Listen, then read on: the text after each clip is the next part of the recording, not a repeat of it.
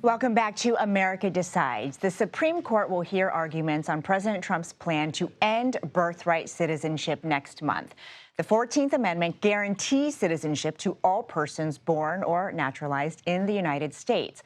But on President Trump's first day in office, he issued an executive order to end that right for the children of people who are in the U.S. illegally. New Jersey is one of several states challenging that order, and the state's Attorney General, Matthew Platkin, joins me now. Thank you so much for joining us, Attorney General. I want to ask you about oral arguments, which are set to begin on May 15th. Of course, there are 6 Republican-appointed justices, and I wonder, how you are feeling with just a couple weeks away before they are set to hear this case. Well, thanks for having me. And look, every court that has looked at this issue has came out the same way for the very obvious reason, because we settled this debate 157 years ago after the Civil War, when we said we would no longer debate whether babies born on American soil were in fact entitled to the rights and privileges of American citizenship. And what the court is going to hear next month is both whether the 14th Amendment is clear, which it is, but also whether states should be treated differently, whether citizens of this country should be, or citizenship in this country should be decided based on what state you're in. Not only whether or not you were born in this country, but which state in this country you're born in. And that's never been the case in American history.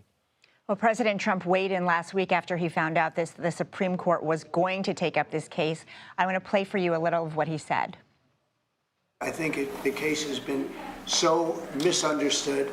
That case, birthright citizenship, is about slavery. Look at the dates on which it was signed. It was right at that era, right after the Civil War. And if you look at it that way, the case is an easy case to win. It was meant to be positive, and they use it now instead, not for slavery, they use it for people that come into our country and they walk in and all of a sudden they become citizens and they pay a lot of money to different cartels and others. Your response to that, Attorney General, because, the Supreme Court has taken up other cases since then, right, to affirm that the 14th Amendment grants citizenship to anyone born in the United States, including a Chinese man who was born here. He left to visit his family. He was denied re-entry, but ultimately his case went to the Supreme Court, and they said he was a citizen of the U.S., so he could come back. That's absolutely right. I agree with the president on one thing in this case. It is an easy case to decide. That's because the United States came together after the Civil War and made very clear not what the president is saying, but that the debate about whether children born on U.S. soil would be citizens was settled. We would never again have this debate. And as you note, Weija, in the 1890s, the Supreme Court heard the exact case you just referenced and said, yes, if you were born here, you are an American. And what the president is doing, it's broader than just an attack on birthright citizenship. It's an attack on the rule of law. It's an attack on the rights and privileges that people have in this country. And people have rights here. Birthright citizenship, immigrants more broadly. And the president does not get to rewrite the Constitution with a stroke of a pen. And that's why I believe, regardless of who appointed the justices on the Supreme Court, the rule of law is going to prevail in this case. And, we hate to talk about hypotheticals. We hate to talk about big ifs. But what are the consequences? What are the impacts, potentially, if birthright citizenship came to an end?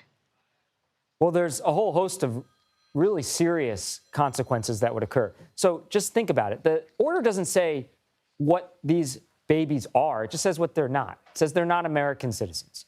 Okay, but it doesn't say what country they are a citizen of.